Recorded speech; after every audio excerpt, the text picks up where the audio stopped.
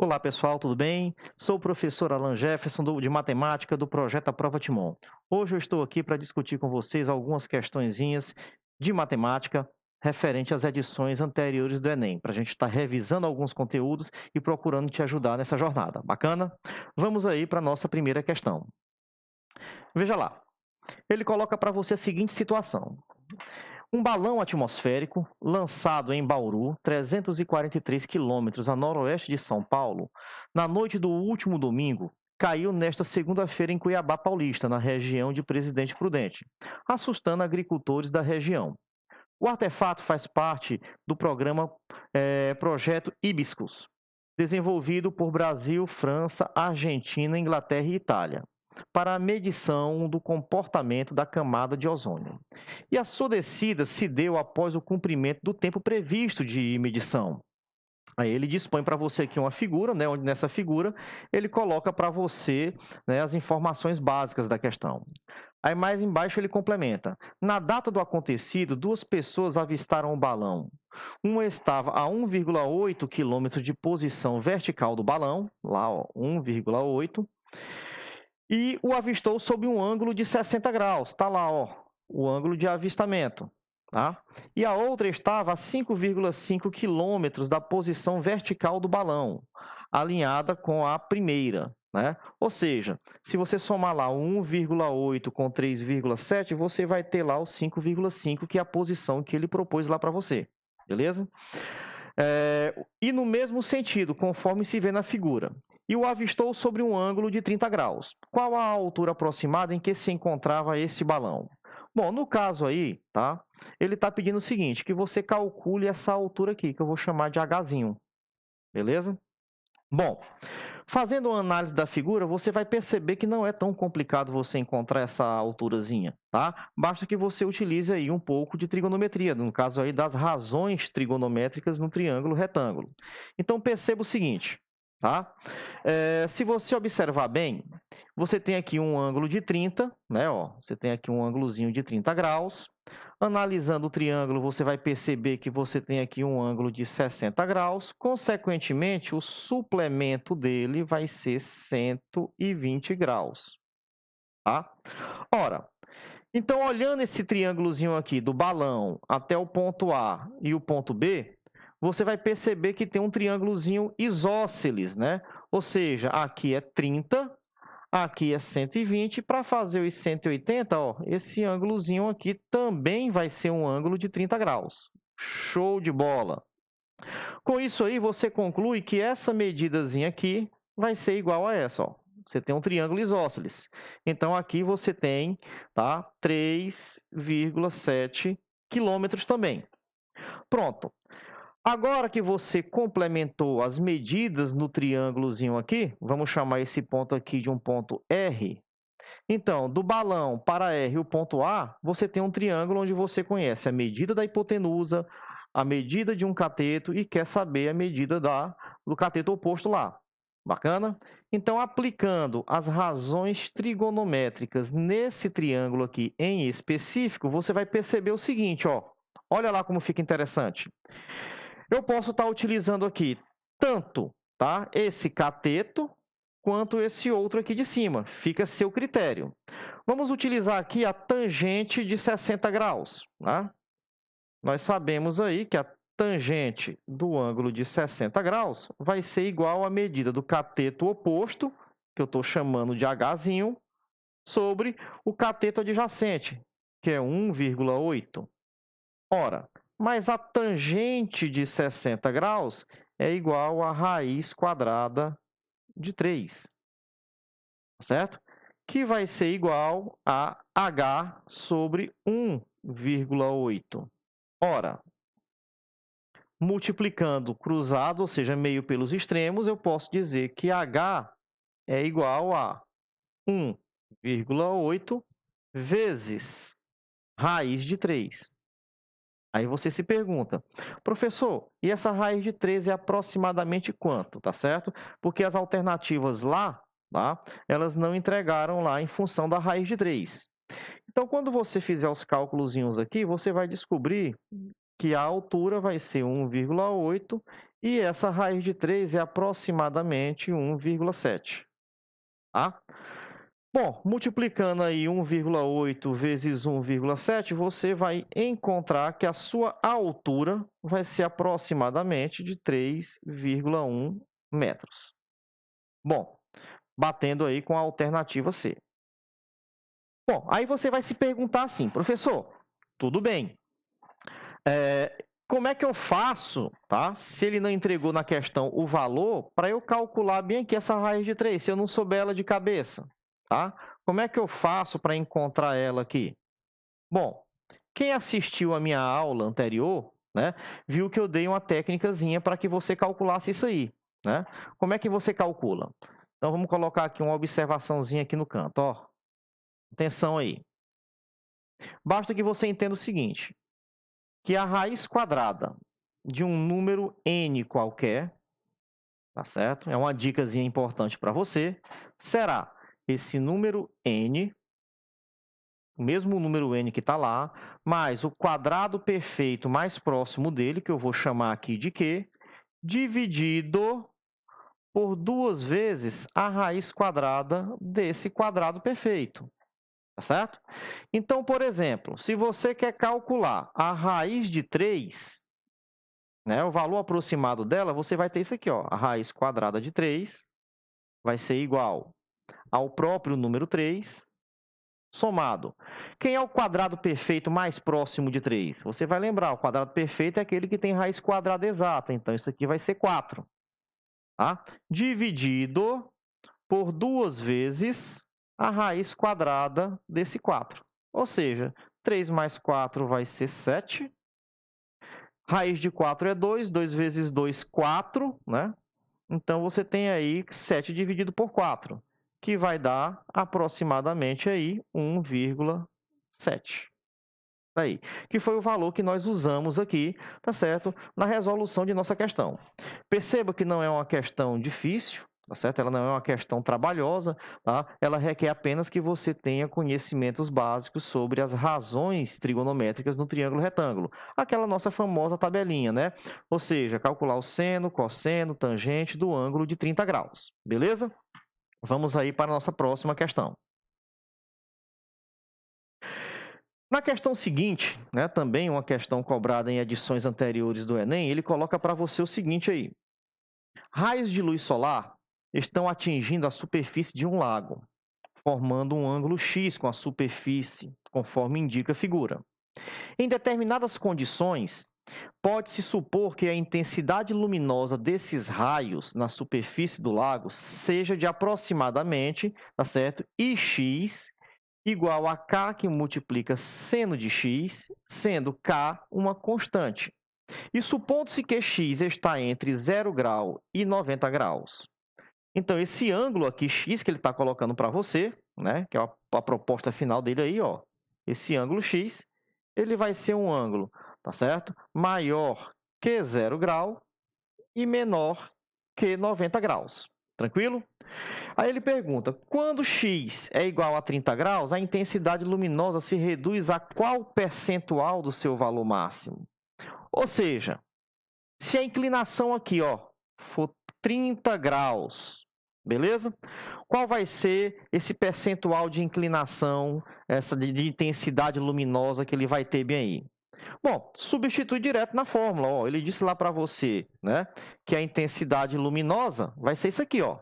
I de x igual a K, que multiplica seno de x. Logo, I de x, o valor de x é 30, vai ser igual a o valor de K, que é uma constante qualquer, que multiplica o seno do ângulo de 30 graus. Olha aí. Bacana? Aí você vai recorrer novamente àquela tabelinha lá que eu ensinei para vocês, que eu já mostrei em aulas anteriores. Aquela tabelinha lá diz o que para a gente? Tá? Que eu terei K que multiplica o seno de 30, 1/2. Ora, mas 1/2 pode ser escrito como sendo também 0,5. Então, isso é o mesmo que você escrever 0,5 vezes K. Então, perceba, tá certo? Que eu tenho 0,5 dessa constante K, onde esse 0,5 é a mesma coisa de escrever, tá certo? 50% em fração percentual. Então, no caso aí, a intensidade luminosa ela vai se reduzir em 50% de seu valor. Então, ó, alternativa B, de bola.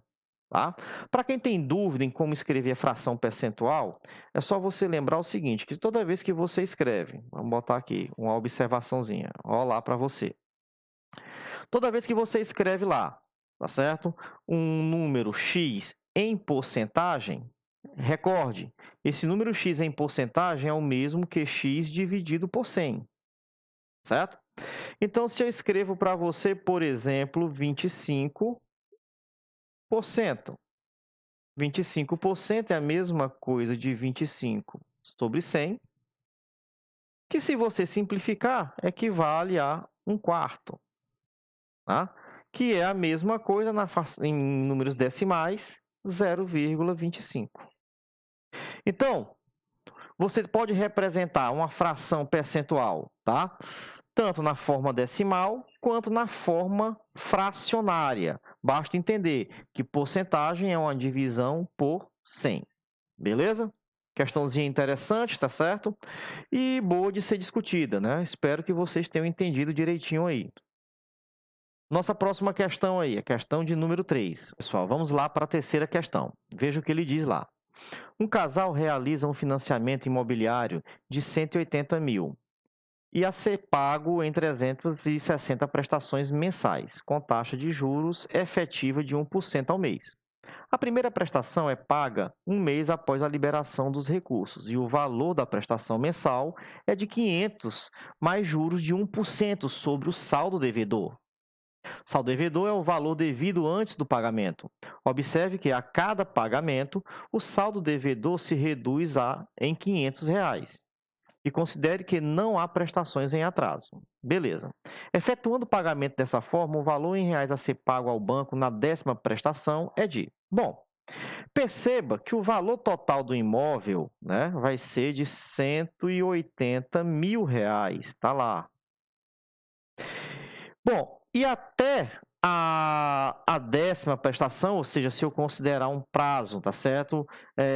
Até a 10ª prestação, eu vou ter quanto acumulado? Aí você raciocina o seguinte. Após o pagamento da 9ª parcela, quanto é que vai ficar o meu saldo devedor? Para que eu possa descontar lá os R$ 500, tá certo? A 1%. Então, você vai ter isso aqui, ó. Eu terei aí dos 180 mil, 9 parcelas, né? Isso antes de eu chegar da 10ª parcela, vezes 500. Aí. Isso aqui vai dar igual, já fiz as continhas rapidinhos aqui para você, tá certo? Isso aqui vai dar um saldo de R$ 175.500. Tá lá. Então, após 9 parcelas, tá? Você ainda terá um saldo devedor de R$ 175.500, beleza? Bom, portanto, o valor da 10ª parcela, corrigidos nesse período, vão ser iguais a quanto? Ou seja, serão iguais aos R$ 500 que ele fala lá para a gente, ó, que o saldo reduz, né? R$ 500, mais os 1%, ou seja, que é 0,01, vezes o saldo devedor, ó, que é de R$ 175.500. Tá lá. Então, perceba. Opa, tá lá. Eu terei os R$ 500 somados, tá? Com 1% de R$ 175.500, que é o meu saldo devedor. Tá? Com isso, eu vou achar como resposta, tá certo? R$ 2.255. Ou seja, o que significa isso daí? Tá certo? Esse é o valor em reais que será pago pela 10ª parcela, tá certo? De acordo com o que foi colocado no enunciado.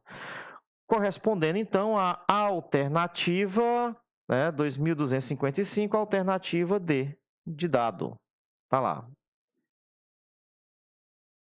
Vamos aí para a próxima questão.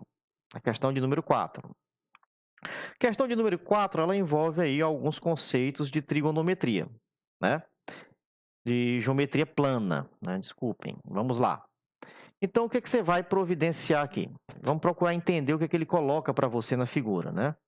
Ele diz o seguinte: construir figuras de diversos tipos, apenas dobrando e cortando papel, sem cola e sem tesoura, é a arte do origami, que tem um significado altamente simbólico no Japão.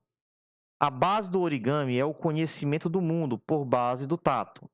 Uma jovem resolveu construir um cisne usando técnica do origami, utilizando uma folha de papel de 18 centímetros por 12 centímetros. Assim, começou por dobrar a folha conforme a figura. Após essa primeira dobradura, a medida do segmento AE vale. Bom, ela quer saber quanto é que vai valer esse aqui que eu vou chamar de X, ó, segmentozinho aqui AE. Comparando a imagem, né, comparando aqui o que você tem na figura, você vai perceber o seguinte: a figura originalmente ela era um retângulo, né, cujo um lado mede 18 e o outro mede 12, né? E ela foi dobrada. Então é como se eu tivesse, ó, um pedacinho para cá, aqui, e esse pedacinho, que é o ponto D aqui, ele foi direcionado para cá. Beleza? Então perceba que você vai ter o que aqui? O segmento completo media 18, né, que é o mesmo que tem lá em cima, e aqui eu tenho 12, tá certo? Então, quanto é que vai valer essa partezinha bem aqui, ó? Essa parte DE. Perceba bem que basta você fazer o seguinte, ó.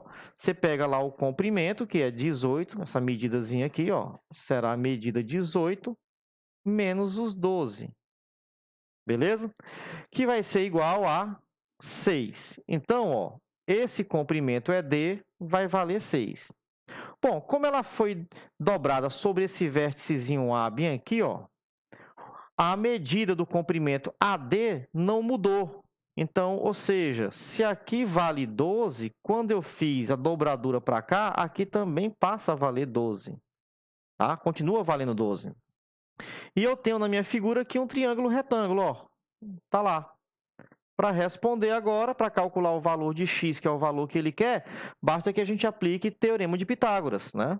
Então, eu tenho lá que minha hipotenusa ao quadrado, tá? X ao quadrado, será igual a 6 ao quadrado mais 12 ao quadrado.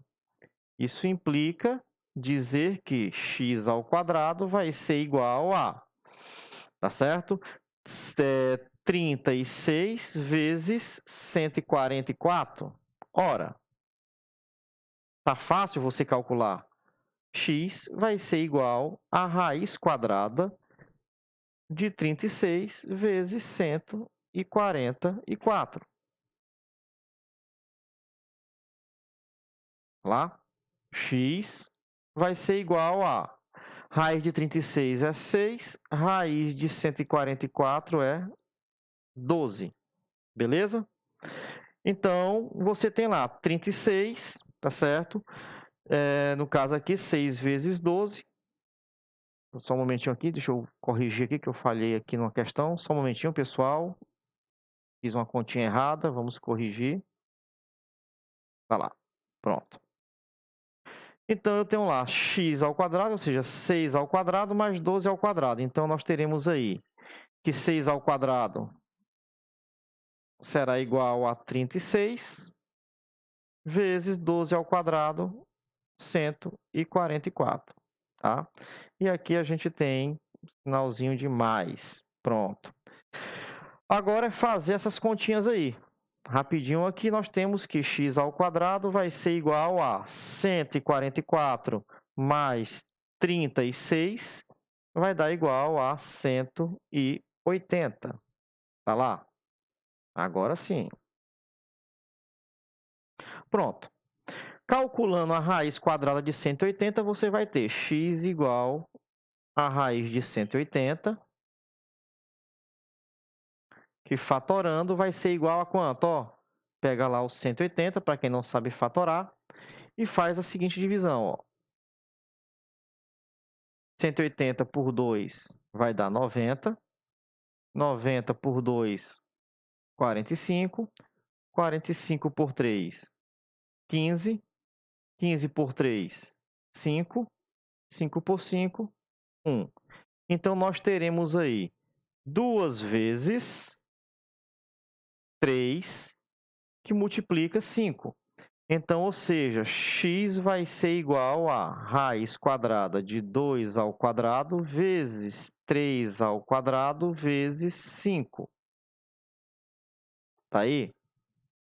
Simplificando, x vai ser igual, ó, 2 com o radical, vem para fora. 2 com o radical, vem para fora. O que não dá para cancelar com o radical permanece nele, ó, que é o 5. E daí, então, você percebe que x vai ser igual a 6 raiz quadrada de 5. Beleza? Bom, você tem aí, tá certo, como alternativa correta a alternativa D, de dado 6 raiz de 5. Beleza? Pronto. Lembrando, tá certo, que o radical, né, quando você vai extrair a raiz quadrada de um número, se ele não tem a raiz quadrada exata, ele tem que ficar da forma mais simples possível. Então, você tem que simplificar esse radical, né? E um dos processos que você tem para simplificar o radical é justamente esse aqui que nós estamos utilizando, né? Decompondo ele em fatores primos. Bacana? Muito bem. Vamos lá para a questão seguinte, na questão de número 5. Questão de número 5, você vai ter muito pouca dificuldade, até porque ela necessita de você, basicamente, o conhecimento básico de figuras planas, né? Principalmente do triângulo. Olha o que é que ele fala para você nela bem aí. O remo de assento deslizante é um esporte que faz uso de um banco, aliás, de um barco e 2 remos do mesmo tamanho. A figura mostra uma das posições de uma técnica chamada afastamento. Nessa posição, os 2 remos se encontram no ponto A, né? E suas outras extremidades estão indicadas pelo ponto B e C. Esses 3 pontos formam um triângulo ABC, cujo ângulo BAC tem medida 170 graus. O tipo de triângulo com vértices no ponto A, B e C, no momento em que o remador está nessa posição, é... Ora, perceba bem, vamos colocar a imagem aqui do lado. Eu tenho aqui o ponto A, e aqui eu terei as extremidades do remo, ó. A extremidade B, e aqui eu terei a extremidade C. Tá lá, ó. Extremidade B e extremidade C. E perceba que ele fala lá para a gente que esse ângulo formado aqui, ó, esse ângulozinho formado, ele é um ângulo de 170 graus, que é o ângulo entre os 2 remos. Aí ele quer saber, se a gente fechar aqui, qual é o tipo de triângulo que a gente vai obter. Ora, como os remos possuem mesmo comprimento, ou seja, eu tenho um ponto fixo aqui, e aqui eu tenho esse remo no mesmo comprimento que esse aqui, ó. Então, perceba que você terá aqui um triângulo com 2 lados iguais. E um triângulo que tem 2 lados iguais, ele é um triângulo isósceles. Tá certo? Então, você já pode descartar a letra A, já não vai dar certo aqui, porque está dizendo que é um triângulo escaleno. Já pode descartar aí, ó, a letra B. Já pode descartar a letra C, ficando aí, tá certo, entre a letra C e a letra E. Aí você vai recordar o seguinte, tá? O que é um triângulo acutângulo? O que é um triângulo obtusângulo? Um triângulo acutângulo é aquele que os ângulos são agudos, né? Todos os 3 ângulos do triângulo são agudos. E um triângulo obtusângulo é aquele triângulo onde um dos seus ângulos ele é maior que 90 graus. Então, 170 é maior que 90 graus, ó. 170 é um ângulo maior que 90 graus, logo o triângulo ele é isósceles e obtusângulo. A alternativa é. Uma questão muito boa também de responder, facinho, facinho, né? Basta conhecer o básico aí da nossa geometria, beleza? Bom, vamos ver aí o que diz a nossa próxima questão de número 6. Na questão 6, ele coloca para você, tá, a seguinte situação. Para decorar uma mesa de festa infantil, um chefe de cozinha usará um melão esférico com diâmetro medindo 10 centímetros, o qual servirá de suporte para espetar diversos doces. Ele irá retirar uma calota esférica do melão, conforme ilustra a figura, e para garantir a estabilidade deste suporte, dificultando que o melão role sobre a mesa, o chefe fará o corte de modo que o raio R da seção circular de corte seja de pelo menos 3 centímetros.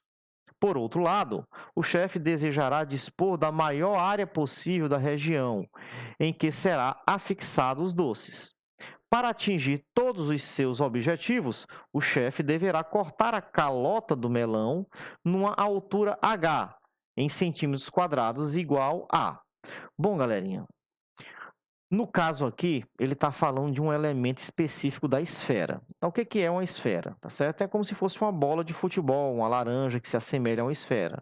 Certo? Então, considere aqui uma esferazinha. Tá lá. O que ele chama de calota esférica? A calota esférica é justamente essa regiãozinha aqui de cima que você corta, ó. Isso aqui. Tá? Essa regiãozinha é como se você fosse descascar uma laranja, né? E ao descascar a laranja, você tirasse apenas aquela tampinha de cima.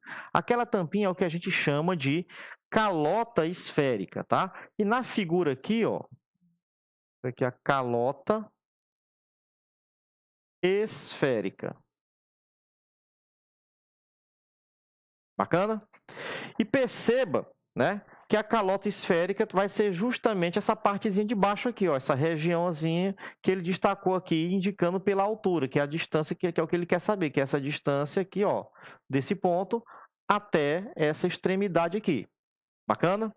Bom, o que ele tem, o que é que ele entrega de informação para a gente? Ele diz o seguinte, ó, um melão esférico, né, com diâmetro medindo 10 centímetros. Ora, se ele está falando que isso aqui tudo é um melão e o diâmetro é 10 centímetros, então a distância de uma extremidade à outra desse melão vale o 10 que ele está falando lá. Então, metade disso vale 5, né? Se essa distância desse ponto extremo aqui, ó, até esse outro aqui embaixo, vale 10, então a metade, que é o raio da esfera aqui, ó, esse segmentozinho aqui, ele vai valer 5, certo? Que é a distância do centro da esfera até a extremidade. Perceba que se essa medida é 5, essa medida aqui também, ó, será 5. Por quê? Porque ela é justamente, ó, se você pegar aqui, é o raio da esfera.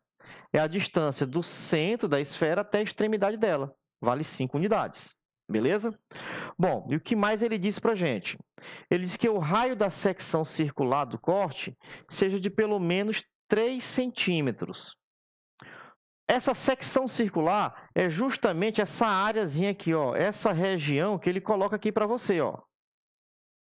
Isso aqui, ó, é a secção, tá? Que é essa circunferência destacada aqui em preto, com os tracinhos pretos. E ele está falando que o raio dessa secção aqui, ó, segmento AB, ele mede 3 centímetros. Beleza? Então, olha só que interessante, eu preciso conhecer essa altura. Então, basta que eu calcule aqui, ó, essa medida, tá certo? Ó, basta que eu calcule aqui essa medida. Bom, como o triângulo é retângulo, né? Perceba que você vai ter aqui, ó, um triângulozinho retângulo, né? Vou falando aqui para você, ó, onde aqui vai ser aquele ponto B, aqui é o ponto A, onde eu tenho lá 90 graus, e aqui é o centro da esfera, né? Essa medida aqui vai ser 5, essa medida aqui vai ser 3, tá? E você, através do teorema de Pitágoras, vai perceber o seguinte, ó, que você tem aqui 5 ao quadrado igual a 3 ao quadrado mais x ao quadrado, que é justamente essa medidazinha aqui que nos interessa, ó, que é essa mesma que está aqui.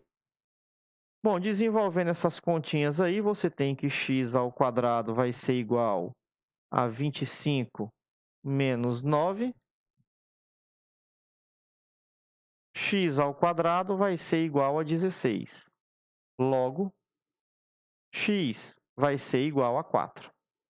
Então, ou seja, essa medida aqui, ó, que nós estamos buscando, vale 4. Bom, agora está fácil. Perceba, né, que a altura que eu quero saber é justamente o valor de x, tá certo? Aliás, o valor de 5, que é o raio da minha esfera, menos o valor x, que nós calculamos lá. Então, a altura será 5 menos 4. Ou seja, a altura que ele vai ficar será igual a 1. Está lá, ó, alternativa C. É uma questão de geometria plana disfarçada aí, né, de geometria espacial. Porque, na verdade, o conceito que você usou de geometria espacial foi muito pouco na questão, tá certo? Você aplicou mais a geometria plana, né, no triângulo retângulo aí. Bacana? Bom, galera, vamos aí para a próxima questão. Vamos ver no que a gente, tá certo, tem aí pela frente. Bom, um conceito que é bem cobrado, né, no Enem praticamente todo ano, tem uma questão dessa, que é uma questão que envolve projeção ortogonal, ou seja, a tua capacidade de entender como é que você vai visualizar uma figura sobre perspectivas diferentes, tá certo? Então, vamos entender o que é uma projeção ortogonal, tá? Observe bem, você tem aqui uma reta, opa, um momentinho, tá lá, você tem aqui uma retazinha, tá certo? Uma reta R, e um ponto P fora dessa reta, tá certo? Você tem lá um pontozinho P. Opa, tá lá. A distância desse ponto P até a reta, né? Se você pegar aqui e fizer aqui a distânciazinha, de tal forma que ela seja perpendicular, ela vai gerar para você bem aqui um pontozinho P', tá certo? Pois pronto, esse ponto P' é a projeção ortogonal de P. E o que essa projeção ortogonal de P quer dizer para a gente? Entendeu? É uma visão que você faz em ângulo de 90 graus, como se você estivesse olhando de cima da figura, tá certo? Então, ele propõe para você aqui o seguinte na questão. Olha lá o que ele fala. Ele diz que a figura 1 apresenta uma casa e a planta de seu telhado, em que as setas indicam o sentido do escoamento da água da chuva. Um pedreiro precisa fazer a planta do escoamento da água da chuva de um telhado que tem 3 caídas de água, como representado na figura 2. A figura que representa a planta do telhado na figura 2, com o escoamento da água da chuva que o pedreiro precisa fazer é. Então, observe bem aqui com a gente, tá? Observe bem. Se você tomar como referência aqui, ó, o telhado da casa aqui, ó, na primeira figura, perceba que quando a chuva cair, ela bater no telhado, ela vai desviar aqui para a direita e vai desviar aqui para a esquerda. Ou seja, mostrando esse sentido aqui da seta, tá certo? Então, é como se você tivesse aqui, ó, o ponto P, que eu me referi aqui em cima, e aonde a chuva bate, a projeção ortogonal. É como se você estivesse visualizando a queda da água, olhando de cima, caindo junto com a gota. Então, se você estiver aqui na figura 2, observando a situação, você vai perceber que quando a chuva cair, né, como o telhado ele é composto aqui de 3 partes, ela terá 3 possíveis tipos de queda. Ela terá uma queda aqui para o lado, terá uma queda aqui para o outro e terá uma queda aqui para a frente da casa, tá certo? Bom, aí você vai se perguntar, né, professor, qual alternativa, né, melhor representa ela aqui? Perceba que a casa que ele propõe para você, tá certo? Vai ter uma visão, tá certo? Na frente dela, que vai lhe dar uma ilusão de ótica, pensando que você tem um triângulo, né, que seja ortogonal, ou seja, como se fosse ele aqui, ó. Só que, na verdade, esse vértice ele não está alinhado com esse ponto aqui. Esse vértice ele está mais recuado, tá? É como se você tivesse aqui um prisma de base triangular oblíquo. Então, está descartada a possibilidade, tá, de você ter aí a letra D, e a letra E. A letra D tem 4 quedas, a letra E também tem 4 quedas, nos restando apenas, tá certo, a situação proposta aqui na letra A, B e C. Porém, as setas estão indicando o sentido de queda. Se você observar aqui na letra A, eu só tenho 2 sentidos de queda, né? Ou para a direita e para a esquerda, quando lá no teto eu ainda tenho um sentido que joga lá para frente, beleza? Então a letra A também está descartada. Sobra então a letra B e a letra C como opções. Ora, mas Alan, como é que a gente vai fazer a diferença entre a letra B e a letra C? Você lembra que eu falei para você, tá, que isso aqui é um prismazinho oblíquo, então é como se esse ponto ele tivesse um pouco mais recuado, né? Ele gerou aqui essa ilusão de ótica para você, mas esse pontozinho aqui está um pouco mais recuado aqui para trás, tá? Então ele não vai fazer uma linha reta, tá? Como ele propõe aqui. Porque se eu fosse considerar a letra C, é como se esse pontozinho aqui, tá, ele tivesse aqui para frente da figura, tá? Ou seja, é uma situação que não condiz. Então, a alternativa que melhor indica o sentido de caimento da água no telhado da casa será aí a letra B, ou seja, a alternativa B de bola, tá? Então, muito cuidado, gente. Todo ano o Enem cobra uma questão onde envolve esse conceito de projeção ortogonal, tá? É um conceito que a gente trabalha lá na geometria espacial e geometria de posição. Então, muito cuidado com ele, tá certo?